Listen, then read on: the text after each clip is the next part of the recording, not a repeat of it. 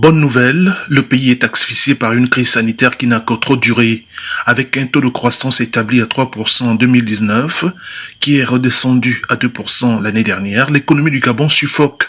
Le gouvernement a donc sollicité l'appui du Fonds monétaire international pour se sortir d'affaires. Son dossier a été jugé recevable par le conseil d'administration de l'institution de Bretton Woods.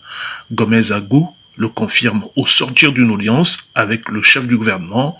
Il est le représentant du FMI au Gabon. De notre rencontre était de saluer le leadership du chef de l'État et du chef du gouvernement qui ont réussi à faire approuver leur programme de réforme économique et financière par le conseil d'administration de notre institution en fin juillet dernier. Pour nous, ceci est un signal que le Gabon a envoyé à l'ensemble de la communauté internationale sur sa détermination à faire avancer son programme de réforme. Le Gabon va donc recevoir une enveloppe de plus de 500 millions de dollars. Un prêt qui représente 180% de sa quote-part.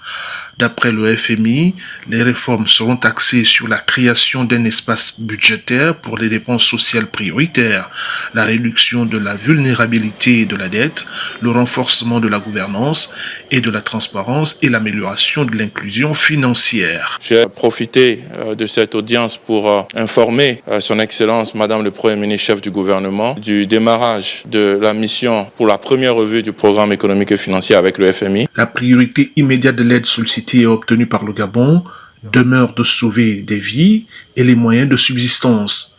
Le pays est désormais attendu sur la maîtrise de la dépense et l'amélioration des ressources propres, notamment les ressources hors pétrole dont le pays dépend à plus de 80%.